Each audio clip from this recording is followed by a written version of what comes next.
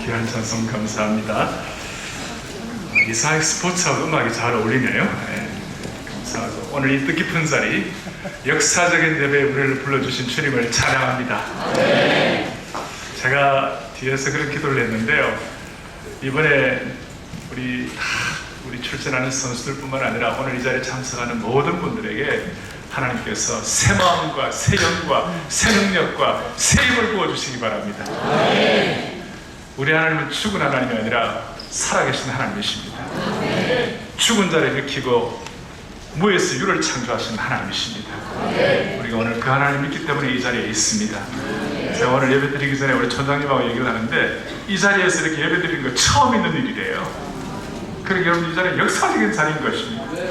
그래서 오늘 우리가 이런 기도를 할 수 있을 것 같아요. 오늘 이 예배 때문에 대한민국의 올림픽 역사가 새롭게 집필될 줄로 확신합니다. 확신합니다. 제가 오늘 우리 박 목사를 통해서 이런 얘기를 들었는데요. 역대 대부분 우리 올림픽 선수들의 크리스천 퍼센테이지가 한 30% 되는데 근데 메달은 2배로 딴대요. 아직 감이 안 잡히셨습니까? 30% 되는데 메달은 60%를 딴대요. 이야. 그러니까 하여튼 하나님께서 이번에 오늘 이 예배 때문에 오늘 참석하신 여러분들은 뭐 3, 4위, 5위 하실 분들은 동메달 따시고 동메달 따실 분들은 은메달 따시고 은메달 딸 분들은 금메달 따시고 금메달 딸 분들은 2개 따세요. 근데 이게 사람으로는 할 수 없을 때 하나님은 하실 수 있는 것입니다. 왜냐하면 우리는 이 세상의 어떤 피지컬 세계, 이 3차원의 세계에 있는 것이 아니라 우리 영적 세계를 아는 사람들이기 때문에 그렇습니다. 아무 중요한 것입니다. 제가 한 27년 전에 미국에서 목회를 할 때인데 공부하면서 목회할 때인데 진짜 어려웠어요. 진짜 뭐 공부하고 그 다음에 목회도 하고 또 뭐 이렇게 여러 가지 일들이 많았어요. 너무 육체적으로나 또 영적으로 쉽지 않은 일이었는데 사막에 새벽에 교회에 새벽기도에 돌아가다 갑자기 내 머리가 뭐가 빵 터졌어요. 너무 육체적으로 힘들 때 그게 뭐였나 이것이 터졌어요. 은혜는 육체의 한계를 뛰어넘어야 받는다 그래요. 빵 터졌어요. 다시 한번 은혜는 뭘 뛰어넘어야 받는다고요? 육체의 한계를 뛰어넘어야. 그러니까 이번에 출전하는 선수들은 여러분들이 갖고 계신 육체의 한계를 뛰어넘는 능력을 받기를 바랍니다. 이게 우리가 주님을 섬기기 때문에 그렇다는 거예요. 내 실력과 내 재능으로 하는 것이 아니라 육체의 한계를 뛰어넘는 하나님의 능력을 받아 하시는 거예요. 오늘 여러분들은 마태복음 13장 31절부터 33절 우리 장미란 선수가 봉독을 했고 또 오늘 우리 정 코치님 기도를 하셨는데 진짜 기도 은혜 받았어요. 하나님께서 모든 분들의 하나님이 되게 해달라고, 그죠? 우리 모두의 하나님이 되게 해달라고. 그리고 우리 예수 믿는 사람들이 우리 하나님을 섬기는 사람인데 우리 예수 믿는 사람들 이번에 메달 또 목표를 하고 출전해가지고 전력투구를 하는 여러분들이 생애 목표가 뭐예요? 우리 생애 목표가 뭐예요? 그것은 내가 이런 목표가 있다, 이런 목표가 있다, 이게 중요한 것이 아니고 생애 목표가 뭐냐면 예수님이 이 땅에 오셔서 가지신 제일 큰 관심이 우리의 목표가 되어야 되는 거예요. 그렇죠? 어떤 내 철학이나 내 생각이 아니라 예수님이 이 땅에 오셔서 어디에다가 제일 큰 관심을 가졌을까? 그것이 뭐냐면 예수님이 오셔서 공생에 시작하면서 제일 먼저 하신 말씀이 뭐냐면 회개하라. 뭐가 가까웠다고요? 하나님은 천국이 가까웠다. 주님이 제일 큰 관심. 회개하라. 다시 뭐가 가까웠다고요? 천국이 가까웠다. 그렇게 말씀하시고 실제적으로 주님은 우리에게 여러 가지를 말씀하셨어요. 조기도문에도 천국이라는 말이 마태복음에서는 천국이지만 다른 복음서에서는 하나님의 나라다 이렇게 나와 있습니다. 왜냐하면 마태복음은 유대인들을 위해 썼기 때문에 유대인들은 하나님의 이름을 함부로 부를 수가 없어요. 그래가지고 천국이라고 그랬고 누가복음이라든지 사도행전 이런 이방인들을 위해 쓰여진 것은 그냥 하나님의 나라 이렇게 말을 했어요. 그러니까 예수님이 이 땅에 오신 것은 하나님의 나라가 이 땅에 펼쳐지는 것을 목표로 하셨어요. 오늘 이게 조금 쉽지 않은 내용인데 그러나 이 내용을 딱 마음에 갖고 여러분들이 오늘 제가 마지막에 기도 제목을 이렇게 하라는 대로 하면 틀림없이 메달 색깔이 달라질 겁니다. 그러니 그렇게 아시고 주님 이 땅에 오셔가지고 하나님의 나라에 대한 관심을 가지시고 주기도문에도 오늘 하셨습니다만은 뭡니까? 하늘에 계신 우리 아버지, 그 다음 뭐예요? 이름이 그렇게 받으시오며, 그 다음 뭐예요? 나라가 임하옵시며. 하나님의 나라의 땅이 많은 것이 정말 소중하다고 주님께서 가르치신 거예요. 또 주님께서 시간마다 천국에 대해 설명을 하시고 하나님의 나라에 대해 설명하시고 마지막 부활하시고 난 다음에도 40일 동안 이 땅에 계시면서 사도행전 1장에 보면 하나님의 나라에 관한 일을 말씀하시냐 그랬습니다.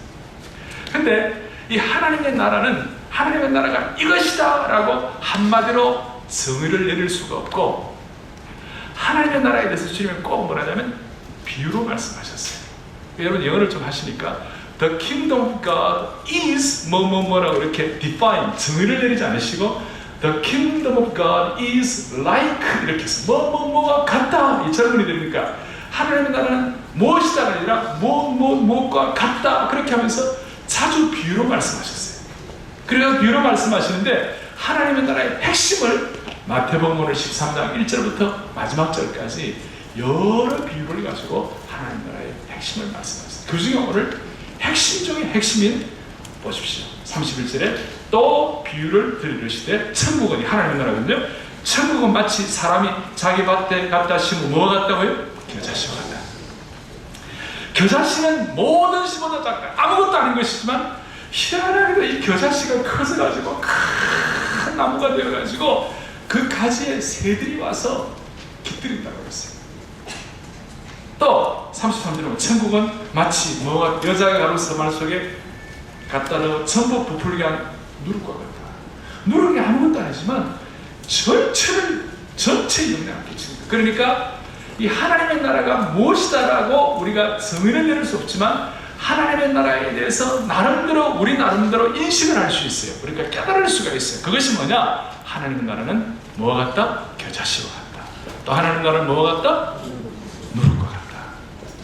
그래서 이 겨자씨는 적은 것, 아무것도 아닌 것, 미미한 것이 전체에 큰 영향을 끼치는 거예요. 또 누룩은 아무것도 아닌 것이 전체를 발효시키고 전체를 변화시키는 능력이 있는 거예요. 그래서 이번에 철저하면서 하나님, 내가 세상 사람들 볼 때는 겨자씨와 같고 누룩과 같고 적은 자 같지만 하나님 앞에 하나님의 나라에 대한 눈을 뜨고 하나님의 나라의 역사에 공헌하기를 원하고 주님의 관심을 내 관심으로 가지고 주님과 함께 동행하는 이 기간 동안 런던 올림픽을 통하여 겨자씨와 같은 내가, 누룩과 같은 내가 전체를 발효시키고 전체에 영향을 끼치는 기적 같은 일이 일어나게 하여 주시옵소서. 그래서 겨자씨의 기적이 일어나게 하여 주시옵시고 누룩의 기적이 일어나게 하여 주시옵시고, 이것이 이사야 선지자는 그 작은 자가 천을 두고 그 약한 자가 강국을 이룰 것이라. 때가 되면 나 여호와가 속히 이루리라. 희한해요 하나님 나라는. 여러분 교회도 보면요, 저희 교회만 하더라도 9명이 그 서초동에 짜장면집에서 시작했거든요. 짜장면집 옆에. 그래서 예배 드릴 때마다 9명이 예배 드리는데 짜장면 냄새가 나가지고 주일 예배 시간에 아주 시험 받는 거예요.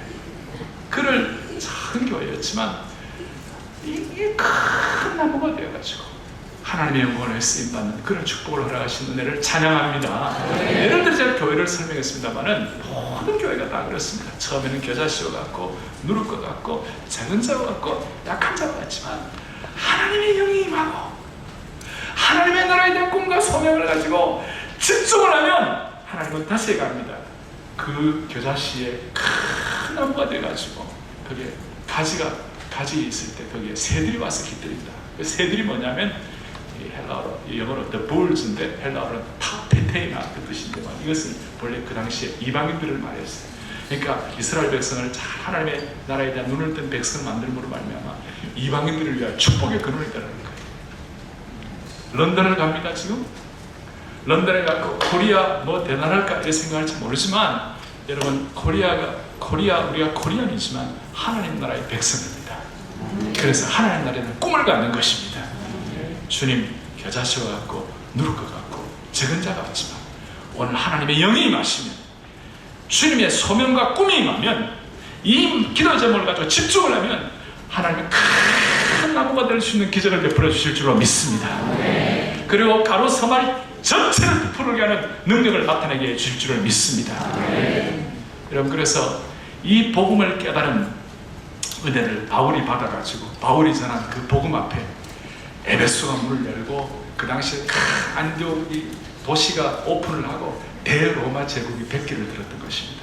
그래서 오늘 우리의 마음속에 이 꿈을 가지고 하나님 아버지 하나님 나라를 위하여 꿈을 가지고 출전하게 하여 주시옵소서. 재작년에 이 영국의 에딘버러라고 있습니다. 스코틀랜드 쪽인데 거기에 에딘버러 선교 100주년 기념대회가 있었습니다. 그날 밤에 첫날 밤에 제가 말씀을 전하게 됐는데 야, 이 외국인들 앞에서 뭐 좀 이 한국 사람 뭐 좀 한 게 뭐가 없나 봤어요. 봤는데 제가 예를 찾다가 보니까 1910년도에 100년 전에 우리 사무엘 마포로 3년 목사님이라고 평양신학 교장이신데 이분이 한국 선교사님이셨는데 이분이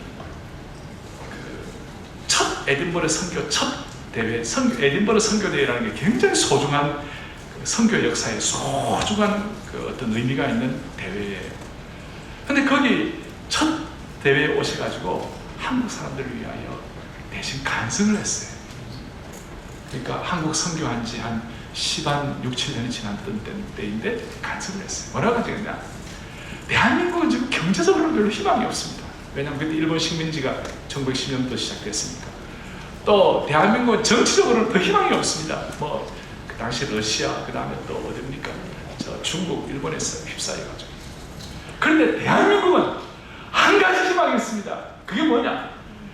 영적으로는 대한민국이 앞으로 강국이 될 것입니다.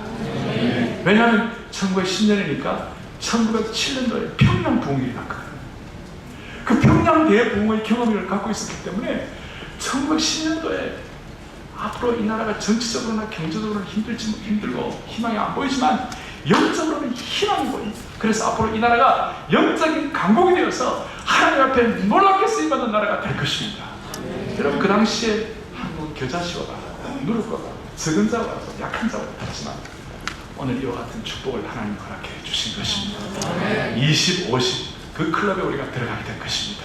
그런 차원에서 오늘 여러분들이 이제 파송받아 가는데 하나님 아버지 단순히 어떤 내 개인의 메달을 위해서 가지 말게 하여 주시옵시고 하나님 나라의 꿈을 위하여 하나님 나라의 역사를 새롭게 쓰기 위하여 하나님 나를 사용하여 주시옵소서.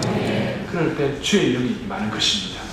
그래서 이제 여러분 메달 따기 전에 선수 이게 할 때 제가 드리는 요 기도 제목을 딱 하면 반드시 여러분들이 메달 한 더 딸 겁니다. 아시겠죠? 자, 다시 하나님 나는 단지 메달을 잘 따기 위한 것만이 되지 말게 하여 주시옵시고 하나님 나라의 역사에 동참하는 일이 되게 하여 주시옵소서. 그러면 여러분들이 단순히 어떤 여기 있는 여러 종목을 위하여만 하는 것이 아니고 이 종목을 통하여 하나님이 영광을 받으시는 것입니다. 이게 주님의 관심이에요. 그 다음 두 번째로는 주님이 그렇게 하기 위하여 주의 영이 나를 100% 장악하여 주시옵소서. 주의 영이 성령이거든요. 성령께서 새 마음과 새 능력과 새 힘을 주시기 위하여 100% 성령께서 장악하여 주시옵소서. 그러니까 90%도 아니에요. 100% 성령께서 나를 장악하여 주시옵소서. 그렇게 기도하시고 세 번째로는 하나님 나를 제한 없이 사용하여 주시옵소서.